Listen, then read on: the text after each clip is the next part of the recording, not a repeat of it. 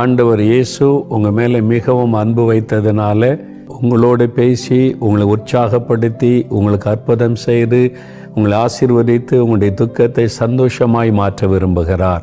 ஆண்டவர் நம்முடைய வாக்குத்தத்தத்தின் மூலமாய் பேசி நம்மை தைரியப்படுத்தி நடத்தி கொண்டே வருகிறார் அல்லவா. ஆண்டவர் எனக்கு என்ன காரியத்தை செய்ய போகிறார், என்ன அற்புதத்தை நிகழ்த்தப் போகிறார் என்ற ஆவலோடு நீங்கள் காத்திருக்கலாம். வேத புஸ்தகத்தில் 50ஆம் சங்கீதம் 15ஆம் வசனத்தை உங்களுக்கு வாக்குத்தத்தமாய் சொல்லி ஜெபிக்கும்படி ஆண்டவர் எனக்கு திருவுளம் பற்றினார். நான் தேவ சமூகத்தில் காத்திருந்து ஜெபித்த போது அதை தெளிவாய் சொன்னதுனால அதையே உங்களுக்கு அறிவிக்கிறேன். 50ஆம் சங்கீதம் 15ஆம் வசனத்தில் நான் உன்னை விடுவிப்பேன், ஐ வில் டெலிவர் யூ, நீங்கள் என்னை மகிமைப்படுத்துவீர்கள். ஆண்டவர் சொல்லுகிறார், என் மகனே நான் உன்னை விடுவிப்பேன், என் மகளே நான் உன்னை விடுவிப்பேன். ஒரு ஆபத்தான சூழ்நிலை இல்லை, அதுலேருந்து ஒரு விடுதலை வேண்டும். ஒரு பாவம் தொடர்ந்து வந்துக்கிட்டே இருக்குது, விடலான்னு நினைச்சாலும் விட முடியல. இந்த அடிமைத்தனத்தை இந்த விடுதலை வேண்டுமேன்னு உள்ளத்துக்குள்ளே கலங்கி கொண்டிருக்கலாம். வெளியே யாரிடத்திலாவது சொன்னால் தப்பாக நினச்சிருவாங்க, உள்ளுக்குள்ளேயே கலங்குறீங்க. இந்த நாளில் கர்த்தர் உங்களை விடுதலையாக்க போகிறார். கடன் பிரச்சனை அப்படியே இருக்குது, வெளியில் யாருக்கும் தெரியாது. உள்ளுக்குள்ள அந்த பாரம் என்னைக்கு தான் அதில் இந்த விடுதலை வரும்னு கலங்கி கொண்டிருக்கலாம். நீங்கள் விடுதலை ஆவீர்கள். கர்த்தர் விடுதலை தருவேன்னு உங்களுக்கு வாக்கு கொடுக்கிறார். நான் உன்னை விடுவிப்பேன். இந்த வியாதி பல வருஷமாக தொடர்ந்து வருதே, 10 வருஷம் 15 வருஷம், இது எவ்வளவு நாள் இந்த மருந்து மாத்திரையிலே வாழ்வதென்று கலங்கி கொண்டிருக்கலாம். இயேசு உங்களையும் பார்த்து சொல்கிறார், நான் உன்னை விடுவிப்பேன் என்பதாய். ஒரு பயம், ஒரு மன அழுத்தம், அது ஏதோ ஒரு இக்கட்டான சூழ்நிலை, ஆபத்தான சூழ்நிலை. ஆண்டவர் சொல்லுகிறார், ஆபத்து காலத்தில் என்னை நோக்கி கூப்பிடு, நான் உன்னை விடுவிப்பேன். இதுவரை என்னென்ன காரியத்தில் விடுதலை இல்லாமல் தவிக்கிறீங்களோ அதில் எல்லாம் ஆண்டவர் உங்களுக்கு ஒரு விடுதலை கொடுத்து மகிழ்விக்க போகிறார். ஆம் பிரியமானவர்களே, பாருங்கள், ஒரு சகோதரர் கோயம்புத்தூர்ல இருந்து தன்னுடைய அனுபவத்தை எனக்கு எழுதியிருந்தார். 44 வருஷமாக மதுபான பழக்கமா, 44 வருஷம். யோசித்து பாருங்கள், ஒரு தலைமுறை வருஷம் இல்லை, 44 ஆண்டுகள் மதுபான தப்புன்னு தெரியுது, குடும்பத்தை பாதிக்குது, ஆனால் விட முடியல அப்படின்னு அவருக்கு ரொம்ப ஒரு மனதில் ஒரு வருத்தம். என்னால் இதை விட முடியலையே, இது என்னை பாதிக்குது, என் குடும்பத்தை பாதிக்குதுன்னு சொல்லி அப்போ விடுதலைக்காக அவர் ஏங்கினார், விட முடியாமல் தவித்தார். அப்போ ஆண்டவர் சொல்லுகிறார், நான் உன்னை விடுவிப்பேன். நீங்கள் விடுதலையை விரும்பும் போது தான் தேவன் தலையிட்டு விடுதலை கொடுக்க முடியும். சிலர் விடுதலை விரும்ப மாட்டாங்க, நான் அப்படியே தான் இருப்பேன், ஆண்டவர் ஆசீர்வதிக்கட்டும் நடத்தட்டும் அப்படியே போவாங்க. அப்படியே இல்லை, விடுதலை வேண்டும்னு விரும்பணும். அந்த சகோதரர் பாருங்கள், நம்ம டிவி நிகழ்ச்சியை பார்த்து கொண்டு இருக்கும்போது ஒரு சாட்சியை கேட்டார். அவருக்குள்ள ஒரு விசுவாசம், அப்போ எனக்கும் இயேசு விடுதலை தருவார்னு அவர் கூப்பிட ஆரம்பித்தார். முழங்கால் படியிட்டு ஜெப நேரத்தில், இயேசுவே எனக்கு விடுதலை வேண்டும், இந்த குடி பழக்கத்திலிருந்து, இந்த பாவ பழக்கத்திலிருந்து எனக்கு விடுதலை வேண்டும்னு ரொம்ப விசுவாசத்தோடு ஜெபித்தார். ஜெபித்த போது ஆண்டவருடைய தொடுதலை உணர்ந்தார். ஆண்டவருடைய வல்லமை தொட்டார். அவ்வளோதான், அதான் விடுதலையின் வல்லமை. The power of the deliverance of our Lord Jesus Christ. இயேசு கிறிஸ்துவுடைய விடுதலையின் வல்லமை தொட்டார். உடனே விடுதலை ஆகிவிட்டார். அவ்வளோதான். இப்போ 1 வருஷத்துக்கு மேலே ஆயிற்று. இப்போ மதுபான குடிக்கணும் சிந்தையும் வரல, எண்ணமும் வரல. அதை முழுமையாக கர்த்தர் மாற்றிட்டார். அதுதான் இயேசு கிறிஸ்து கொடுக்கிற விடுதலை. உங்கள் வாழ்க்கையில் அருமையான தம்பி, அருமையான மகளே, ஏதோ ஒரு காரியம் அந்தரங்கத்தில் கூட உங்களை பாதித்து கொண்டிருக்கலாம். தப்புன்னு தெரியுது, விட முடியாமல் தவிக்கிறீங்க, வெளியே தெரிந்துருமோன்னு பயம் வேற. இயேசு விடுதலை தருவார். இன்றைக்கு நீங்கள் ஒப்பு கொடுத்து ஜெபிக்கும் போது உங்களுக்கு விடுதலை தந்து விடுவார். சரியா? ஒரு சமயம் ஒரு சகோதரி அவங்களுடைய அனுபவத்தை எனக்கு எழுதியிருந்தாங்க. அதாவது ஆண்டவர் தனக்கு கொடுத்த ஒரு விடுதலை குறித்து எழுதியிருந்தாங்க. நாகர்கோயிலிருந்து ஒரு அன்பான சகோதரி, அவங்களுக்கு 10 வயசில் ஒரு வியாதி வந்ததாம். என்னன்னா திடீர்னு மயங்கி விழுந்துருவாங்க. விழுந்துட்டு 5 நிமிஷம் உணர்வே இருக்காதாம். அப்புறம் தண்ணிக்குன்னு தெளித்து எழுப்புவாங்க. 10 வயசுலேருந்து 25 வருஷம் அந்த பிரச்சனை பாருங்கள். அப்போ இது அடிக்கடி வருது, 2 மாதத்துக்கு ஒரு முறை அப்படின்னு பேரண்ட்ஸும் அப்படியே அட்ஜஸ்ட் பண்ணி கொண்டு வந்துட்டாங்க. திருமணமாயிற்று. திருமணமாகி வந்த பிறகும் அடிக்கடி இந்த பாதிப்பு. அப்போ நுரை தள்ளிரும். இவ்வளோ பெரிய கஷ்டம் இல்லை அவனுடைய எதிர்காலம். இந்த ஒரு பொல்லாத ஒரு நோய், எவ்வளோ மருந்து மாத்திரை டெய்லி சாப்பிட்டோம், பணம் தான் செலவாச்சு, விடுதலையாகலை. 25 வருடம். இனிமேல் அவ்வளோதான், இனிமேல் முடிந்தது, இதில் ஒன்றும் செய்ய முடியாதுன்ற ஒரு மனநிலை வந்தபோது தான் நம்ம டிவி நிகழ்ச்சியில் சாட்சிகளை கேட்டாங்க. இயேசு இப்படியெல்லாம் அற்புதம் செய்கிறாரு, இந்த மாதிரி வியாதி உள்ளவங்களுக்கு விடுதலை தருகிறார். எத்தனை வருஷம் வியாதியாக இருந்தாலும் அவங்களுக்குள்ள ஒரு விசுவாசம் துளிர் விட்டார். இயேசு எதிர்பார்க்கிற காரியம் என்ன? விசுவாசம். இன்றைக்கு உங்களை சொல்ல, நான் உன்னை விடுதலை ஆக்குவேன்னு சொன்னால், இயேசு என்னை விடுதலையாக்குவான்னு விசுவாசித்தால் தான் அந்த அற்புதத்தை நீங்கள் காண முடியும். நீங்கள் விசுவாசிக்க வேண்டும். ஆயிரக்கணக்கான லட்சக்கணக்கான பேருக்கு விடுதலை கொடுத்திருக்கிறார்ல. அவர் பட்சபாரம் உள்ள தேவன் அல்ல. உங்களுக்கும் இன்றைக்கு விடுதலை. ஏதோ ஒரு வியாதி எத்தனையோ வருஷமாக தொடர்ந்து வருதில்ல. அவங்க ஒரு நாள் கண்ணீரோடு ஜெபிச்சாங்களா, ஆண்டவரே, நான் 25 வருஷமாக இந்த நோயில் வேதனைப்படுற உம்மால் என்னை குணமாக்க முடியும், எனக்கு உம்மால் விடுதலை கொடுக்க முடியும்னு விடுதலையை விசுவாசித்து ஜெபிச்சாங்க. அவ்வளோதான். ஒரே நாள் ஆண்டவருடைய வல்லமை தொட்டார். என்றைக்கு முழுமையாய் விசுவாசத்தோடு அர்ப்பணித்து ஜெபிக்கிறோமோ அதான் விடுதலை நாள். நீங்கள் கடமைக்காக பேருக்காக கிறிஸ்தவங்க ஜெபிக்கணும், ஏதோ ஆண்டுக்கு தெரியப்படுத்துவோன்னு ஜெபிக்கிறதல்ல.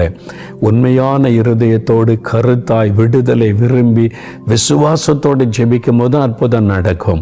இன்றைக்கு விசுவாசிங்க, ஆண்டவர் கட்டாய அற்புதம் செய்திருவார். பாருங்க, 25 வருஷ வியாதி இந்த பூரண விடுதலை. அவ்வளோதான், கம்ப்ளீட்டாக ஆண்டவர் விடுதலை ஆக்கிவிட்டார். இப்போ நல்ல சுகம் ஆரோக்கியமாக இருக்கிறாங்க, ஆண்டவருக்குள்ள சந்தோஷமாக இருக்கிறாங்க. ஸ்தோத்திரம். இந்த மாதிரி உங்களுடைய சரீரத்தில் நோயினால் பாதிப்பு ஒரு விடுதலை வேணும்னு நினைக்கிற உங்களுடைய குழந்தை, உங்களுடைய கணவர், உங்களுடைய மனைவி, வீட்டில் யாரோ ஒருவர் இந்த மாதிரி நோயினால் தாக்கப்பட்டிருக்கிறாங்க, உங்களுக்கு விடுதலை வேணும், நீங்கள் ஜெபிச்சிங்கன்னா அவங்க வீட்டில் விடுதலை உண்டாகும். உங்களுடைய கணவருக்கு, மனைவிக்கு, பிள்ளைகளுக்கு, பெற்றோருக்கு, யாருக்கானாலும் நீங்கள் விசுவாசித்தால் போதும், ஜெபித்தால் போதும், இயேசுவை நோக்கி கூப்பிட்டால் போதும், விடுதலை நீங்கள் பெற்றுக்கொள்ள முடியும். அதே மாதிரி ஒரு சகோதரி ரொம்ப பாதிக்கப்பட்டவங்க, மனநிலையில் பாதிக்கப்பட்டுட்டாங்க. மன அழுத்தம், டிப்ரெஷன். முதல்ல இந்த கவலை வரும். அந்த கவலை குறித்து யோசித்து நினைக்க சாத்தான் அதை மன அழுத்தமாக மாற்றிடுவான், டிப்ரெஷன்.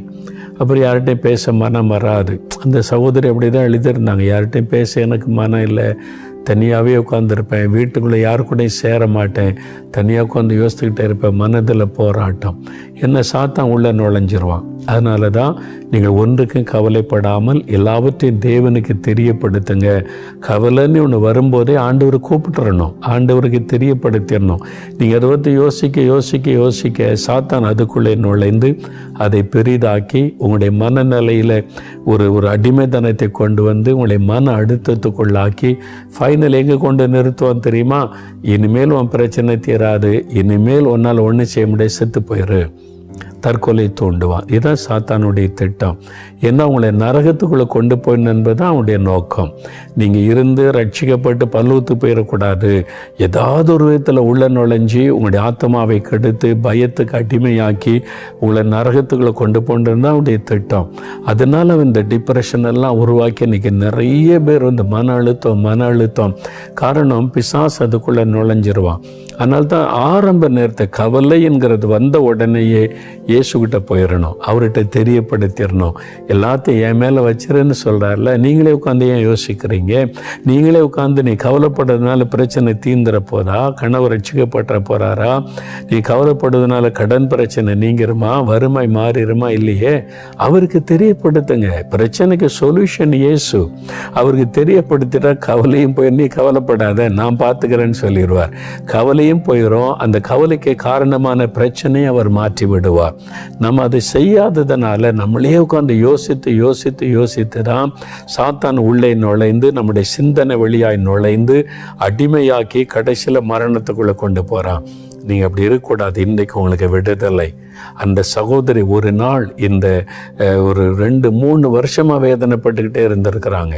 மதுரையிலிருந்து அந்த சகோதரி கிறிஸ்தவர் அல்லாதவங்க. அவங்க என்ன செய்யற அப்போ கேள்விப்பட்டாங்க, இந்த மாதிரி ஒரு செய்தி சொல்லப்படுகிறது, இயேசுன்னு ஒருவர் இருக்கிறார், விடுதலை கொடுக்கிறாருன்னு அதை பார்க்க ஆரம்பிச்சிருக்கிறாங்க. இப்படியெல்லாம் இயேசு அற்புதம் செய்கிறாரான்னு அதை பார்த்து ஒரு நாள் இயேசுகிட்ட மனமுடைந்து அழுதாங்களாம். ஆண்டவரே, என்னால் தாங்க முடியல, எனக்கு உதவி செய்யுங்க என்னை கூப்பிட்டாங்க. இயேசுவை கூப்பிட்ட உடனே ஆண்டவர் செயல்பட்டார். அவர் மதம் பார்க்கறதில்லை, வித்தியாசம் பார்ப்பதில்லை. இவன் கூப்பிடுகிற இந்த பெண் கிறிஸ்தவ இல்லையே அப்படின்னு பார்க்கல. விசுவாசத்தோடு இயேசுவை கூப்பிட்ட உடனே ஆண்டவர் தொட்டார். அந்த மன அழுத்தம் மாறினது, பயம் மாறினது. இப்போ ராத்திரி நிம்மதியாக தூங்க முடியுது. விடுதலை. அப்போ இந்த விடுதலைக்கு ஆண்டவர் என்ன சொல்றார்? என்னை நோக்கி கூப்பிடு, என் மகனை கூப்பிடு, என் மகளை கூப்பிடு. இல்லைன்னா அவருக்கு தெரியும். ஆனாலும் நீ கூப்பிட வேண்டும் என்று அவர் விரும்புகிறார். நீங்கள் கூப்பிட்டாதான் பதில் தருவார். நீ கூப்பிட, இல்லைன்னா நான் அமைதியாக இருப்பேன். எனக்கு தெரியும் நீ கூப்பிடுறியான்னு பார்க்குறேன். இயேசுவே நீ கூப்பிடுங்க, இயேசுவின் நாமத்தை சொல்லுங்க, விசுவாசத்தோடு கூப்பிடுங்க, ஆண்டவர் அற்புதம் நடக்கும். ஆனால் எப்படி கூப்பிடணும்? நீங்கள் கூப்பிடும்போது ஆண்டவர் விடுதலை தரணுமானா 3 காரியத்தை மனதில் கொள்ளணும். முதலாவது, இந்த சங்கீதம் 50:14 பார்த்தீங்கன்னா எப்படி கூப்பிடணும் அப்படின்னு சொல்லப்பட்டிருக்குது. கூப்பிட்ட பிறகு என்ன செய்யணும்? இந்த 3 காரியத்தை மனதில் கொள்ளணும். சரியா? முதலாவது, நீ தேவனுக்கு ஸ்தோத்திர பலியிட்டு தேவனை நோக்கி கூப்பிடணுமா? ஸ்தோத்திர பலியிட்டு கூப்பிடணுமா? ஆண்டவரை துதிக்கணும். நீங்கள் முறுமுறுத்துக்கிட்டே நானா ஜெபம் என்னத்தை கண்டேன், எனக்கு ஆண்டவர் என்ன செஞ்சிட்டாரு, இந்த மாதிரி முறுமுறுப்போடு இருந்து ஜெபித்தீங்கன்னா ஆண்டவர் கேட்க முடியாது. நீங்கள் இந்த முறுமுறுப்பை விட்டு தேவனை துதிக்க பழகணும். எனக்கு இவ்வளோ பிரச்சனை இருக்க, பாடு இருக்கு, அப்புறம் குறை சொல்லாமல் என்ன செய்யறதுன்னு நினைக்கிறீங்களா? இவ்வளோ கொரோனா, இவ்வளோ கொள்ள நோய், இத்தனை பாதிப்பு, எத்தனை லட்சங்கள் மறிச்சாங்க, உங்களை பாதுகாத்தார்ல. அதுக்கு ஆண்டவருக்கு நன்றி சொல்லலாம்ல. நீங்கள் என்ன அவங்கள விட பெரிய நீதிமான்களா? அவங்கள விட நம்ம என்ன பரிசுத்தவான்களா? தேவன் நம்ம பாதுகாத்தார்ல. ஆமாம் ஆண்டவரே, நீ காத்தீரே, ஸ்தோத்திரம். உங்கள் வீட்டு வாசற்படி வரைக்கும் வியாதி வந்தது, உங்கள் தெருவில் வந்தது, உங்கள் கிராமத்தில் வந்தது, ஊருக்குள்ளே வந்தது, உங்களை சேதப்படாதபடி பாதுகாத்தார்ல, நன்றி சொல்லுங்கள். நீங்கள் வியாதி படிக்கலை விழுந்து விடாதபடி காத்தார்ல. சிலர் அதில் தாக்கப்பட்டாலும் மரணத்துக்குள்ளே போகாமல் விடுதலையாக்கி கொண்டு வந்தார்ல, அவருக்கு நன்றி ஸ்தோத்திரம் சொல்லுங்கள். அவங்களுடைய பாவத்தை மன்னிச்சார்ல, உங்களுக்கு ரட்சிப்பை கொடுத்தார்ல, நன்றி சொல்லுங்க. என்னுடைய பிள்ளையா வச்சிருக்கிறீங்கப்பா, ஸ்தோத்திரம். என் பாவத்தெல்லாம் மன்னிச்சிங்கப்பா, ஸ்தோத்திரம். என் ஜெபத்தை கேட்குறீங்க, என் கூட இருக்கிறீங்க, எங்கள் வீட்டில் இருக்கிறீங்க, ஸ்தோத்திரம். ஆண்டவர் செய்த நன்மைகளுக்காக அவரை துதிங்க. முதல்ல மனதார அவரை துதிங்க. ஸ்தோத்தரித்து அந்த பலிகளை செலுத்தி நீங்கள் கூப்பிடணும். எடுத்த உடனே ஆண்டவர் எனக்கு அது வேணும், இது வேணும், அதை தானே கேட்காதபடி முதல்ல கடந்த நாட்களை என்னை காத்தீங்க, ஸ்தோத்திரம். என் ஜெபத்துக்கு பதில் கொடுத்தீங்க, ஸ்தோத்திரம். எனக்கு நல்ல குடும்பம் தந்தீங்க, வேலை கொடுத்துருக்குறீங்க, வீடு தந்திருக்கிறீங்க, சொந்த வீடு இல்லைன்னா கூட வாடகைக்காவது ஒரு வீடு தந்திருக்கிறீங்களே, நன்றியப்பான்னு சொல்லுங்க. முதல்ல இதெல்லாம் செய்தீங்கன்னா நீங்கள் கூப்பிடுகிற சத்தத்தை கேட்டு ஆண்டவர் அற்புதம் செய்வார். முதல்ல ஸ்தோத்திரம் பண்ணுங்க, எல்லா காரியத்திற்கும் ஸ்தோத்திரம் சொல்லுங்க. நான் சில சமயம் துதிக்க ஆரம்பிச்சேன்னா 1 மணி நேரம் போதாது. ஆண்டு சார் ஒவ்வொரு நன்மைகளை நினச்சி பாருங்களேன். அவர் ரட்சித்தது, அபிஷேகித்தது, ஊழியத்துக்கு அழைத்தது, அவர் மன்னித்தது, கிருபை கொடுத்தது, ஜெபத்துக்கு பதில் கொடுத்தது, குடும்பம், ஆண்டவர் கொடுத்த ஊழியம், ஆண்டவர் கொடுத்த உடன் ஊழியர்கள், ஆண்டவர் கொடுத்த சுகம், எல்லாத்தையும் ஒன்றா நினச்சி துதிக்க ஆரம்பித்தா 1 மணி நேரம் நான் கூட துதியை நிறுத்த முடியாது, அவ்வளவு இருக்கிறது. நீங்கள் கூட ஒரு டைரியில் எழுதுங்களேன், இந்த வருஷம் ஆண்டவர் என்னென்ன நன்மை செய்தார். போன இந்த ஜனவரி இருந்து என்ன செய்ய எழுதி பாருங்க, பக்கம் கொள்ளாது. ஆண்டவருக்கு நன்றி சொல்லுங்க. ஆண்டவரே ஸ்தோத்திர பலியிட்டு அதன் பிறகு உங்களுடைய தேவையை தெரியப்படுத்துங்க. முதல்ல ஸ்தோத்திர பலியிடுங்க. 2வது பாருங்க, அந்த வசனத்தில் உன்னதமானவருக்கு உன் பொருத்தனைகளை செலுத்தி நீ ஆபத்து காலத்தில் கர்த்தரை நோக்கி கூப்பிடு. பொருத்தனை செலுத்துவது பாருங்க, இந்த பொருத்தனை கூட ஆண்டவர் எதிர்பார்க்கிற ஒன்று தான்.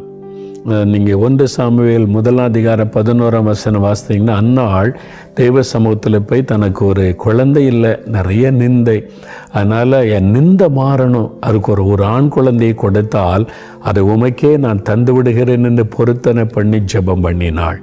ஆண்டவர் அந்த ஜெபத்தை கேட்டு முதலாவது ஒரு ஆண் குழந்தை கொடுத்தார். அவள் பொருத்தனை நிறைவேற்றின பிறகு பல குழந்தைகளை கொடுத்து ஆசீர்வதித்தார் என்பதை வேதத்தில் பார்க்கிறோம். அப்போ பொருத்தனை பண்ணி ஜெபம் செய்வது. நம்ம கூட பொருத்தனை பண்ணுறோம். என்ன பொருத்தனை பண்ணுவோம்? ஆண்டவரே எனக்கு சுகம் கொடுத்துட்டா சாட்சி எழுதி விடுகிறேன், நான் சாட்சி சொல்லி விடுகிறேன், திறப்பின் வாசல் ஜெபத்தில் போய் சாட்சி சொல்லி விடுகிறேன்.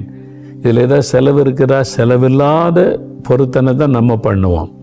அந்த அன்னாள் ஒரு குழந்தையை தாங்க, அதை உமக்கே தந்துடுறேன், தனக்கு ஒரு குழந்தையே ஆண்டவருக்கு ஒப்பு கொடுத்து பொருத்தனை பண்ணுற பாருங்க.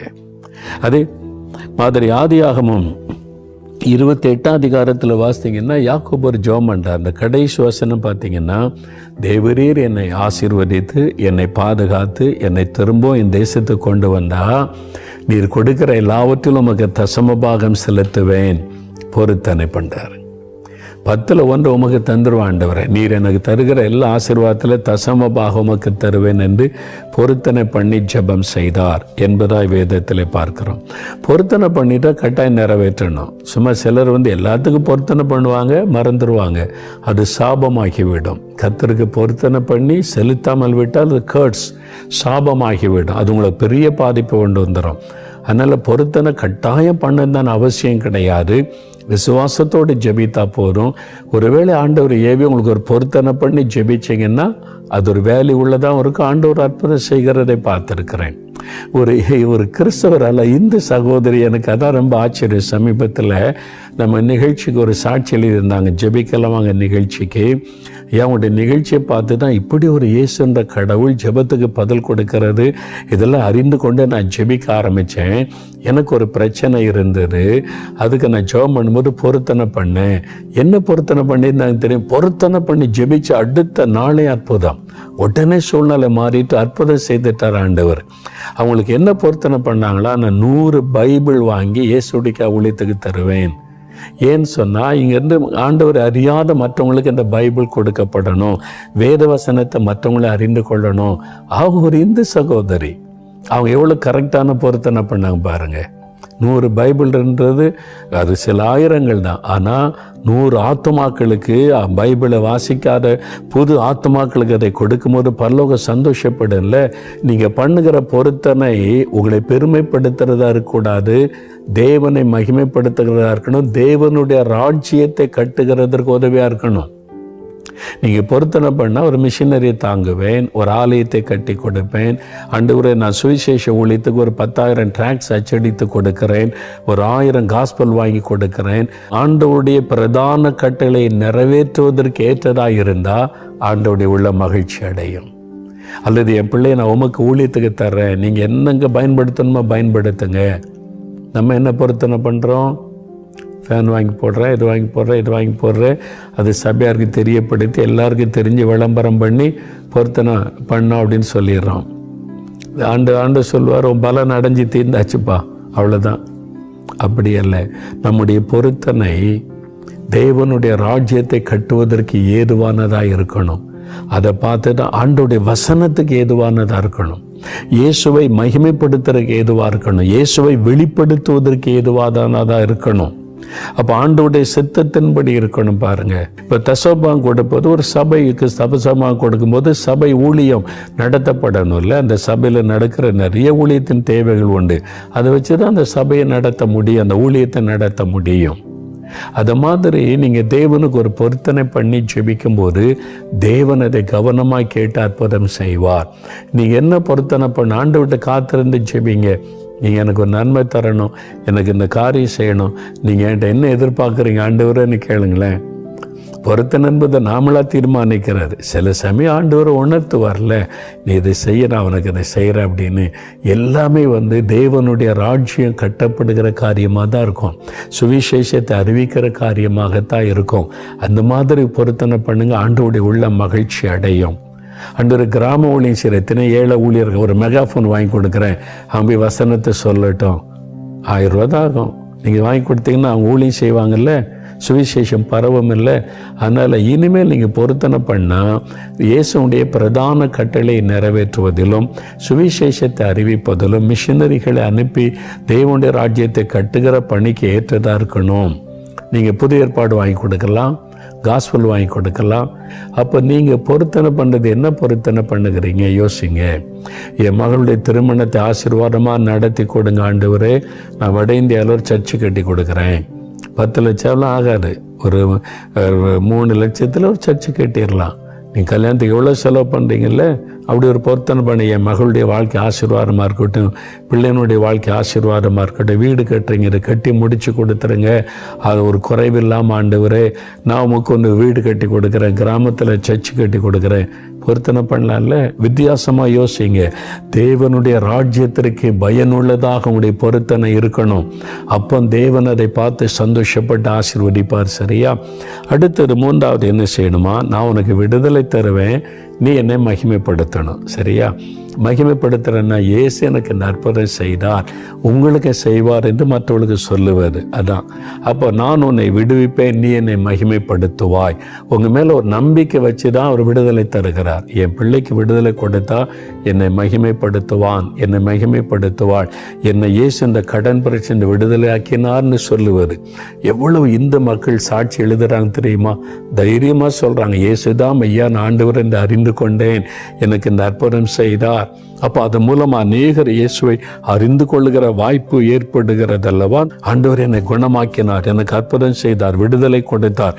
மற்றவங்களுக்கு சொல்ல சொல்ல சொல்ல ஆண்டவர் மகிமைப்படுவார். அதுதான் தேவனை மகிமைப்படுத்துகிற விஷயம். அப்போ நீங்கள் ஆண்டவர்கிட்ட இன்றைக்கி சொல்லுங்கள், நீங்கள் எனக்கு விடுதலை கொடுங்க.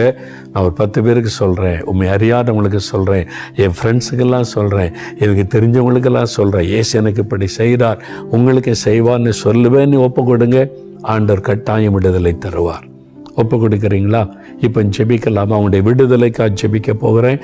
தேவன் வாக்கு கொடுத்தபடி உங்களுக்கு விடுதலை தரப்போகிறார். எதில் விடுதலை வேணும் குறிப்பாக சொல்லுங்கள். இந்த காரியத்தில் எனக்கு விடுதலை வேணும் ஆண்டவரே, நான் இப்போ ஜெபிக்கிறேன், ஸ்தோத்திரத்தோடு ஜெபிக்கிறேன், பொருத்தனையோடு ஜெபிக்கிறேன், எனக்கு அற்புதம் நடக்கணும், நான் விசுவாசிக்கிறேன், விடுதலை தருவேன்னு சொல்லிட்டீங்க, நான் உம்மை நோக்கி கூப்பிடுகிறேன், உம்மை மகிமைப்படுத்துவேன். ஜெபிக்கலாமா? கருத்தான் ஜெபிக்கலாம் அப்படின்னு சொன்னால் உங்களுடைய இருதயத்தில் வலது கை வைங்க. உங்களுடைய இருதயத்தில் வலது கை வைத்துக் கொள்ளுங்க. ஜெபிங்க ஜெபிங்க. தகப்பனே, இந்த அருமையான மகன், இந்த அருமையான மகள் ஆண்டவரே தன்னுடைய விடுதலைக்காக ஜெபிக்கிறாங்கப்பா. உம்மை மகிமைப்படுத்த தங்களை அர்ப்பணித்து ஜெபிக்கிறாங்கப்பா. ஸ்தோத்திர பலியிட்டு ஜெபிக்கிறாங்க, பொருத்தனை பண்ணி ஜெபிக்கிறாங்க. நான் விடுவிப்பேன் என்று சொன்னீரே, அந்த வார்த்தையின் ஆசீர்வாதம் இன்றைக்கு உண்டாகட்டும். பொல்லாத இந்த பாவ கட்டுகள் இயேசு கிறிஸ்துவின் நாமத்தில் அறுக்கப்பட்டு போகட்டும். மதுபான பழக்கங்கள், போதை வஸ்துகள், வீடியோ கேமின் அடிமைத்தனங்கள், ரகசிய பாவத்தின் அடிமைத்தனங்கள் நசரேயனாக இயேசு கிறிஸ்துவின் நாமத்தில் அந்த கட்டுகள் அறுக்கப்பட்டு போகட்டும். அடிமைப்படுத்துகிற பொல்லாத ஆவிகளை இயேசுவின் நாமத்தில் கடிந்து கொள்கிறேன். பாவ அடிமைத்தனத்தை கொண்டு வருகிற ஆவிகள் விலகட்டும். புது இருதயம் உண்டாகட்டும். இன்றைக்கோடு இந்த பாவத்தின் மீது கசப்பும் விருப்பம் உள்ளத்திலே உண்டாகட்டும். இயேசுவின் நாமத்தில் விடுதலை. நோயினால் பாதிக்கப்பட்டு 15 வருடம் 20 வருடம் வேதனையில கஷ்டப்படுகிற பிள்ளைகளை தொடும். அந்த நோயின் கட்டுகள் அறுக்கப்படட்டும் இயேசு கிறிஸ்துவின் நாமத்தில். உம்முடைய தழும்புள்ள கரம் இப்பொழுது வைக்கப்படட்டும். அந்த மரண கட்டுகள் மாறட்டும். பொல்லாத இந்த வியாதிகள் இயேசுவின் நாமத்தில் விலகட்டும். இன்றைக்கூட இந்த வியாதியில இந்த விடுதலை, அந்த பிசாசின் கட்டில் இந்த விடுதலை விலகட்டும். அந்த பொல்லாத பலவீனப்படுத்துகிற ஆவிகள் சரீரத்தில் ஒரு விடுதலை வரட்டும். அந்த நோயின் வல்லமைகள் அழியட்டும் இயேசுவின் நாமத்தில். பயத்தை கொண்டு வருகிற ஆவிகள், மன அழுத்தத்தை கொண்டு வருகிற ஆவிகள், தற்கொலை தோண்டுகிற ஆவியின் கட்டுகளில் இந்த விடுதலை உண்டாகட்டும். இந்த மகளை தொட்டு விடுதலை ஆக்கும். இந்த மகனை தொட்டு விடுதலை ஆக்கும் இயேசுவின் நாமத்தில் விடுதலை. இந்த குடும்பத்தை கடன் பிரச்சனையில் இருந்து, நிந்தை அவமானத்தில் இந்த மகளுக்கு விடுதலை உண்டாகும்படி கற்பத்தின் ஆசீர்வாதம் உண்டாகட்டும். நிந்தைகளில் இந்த விடுதலை, அவமானத்தில் இந்த விடுதலை உண்டாகட்டும்.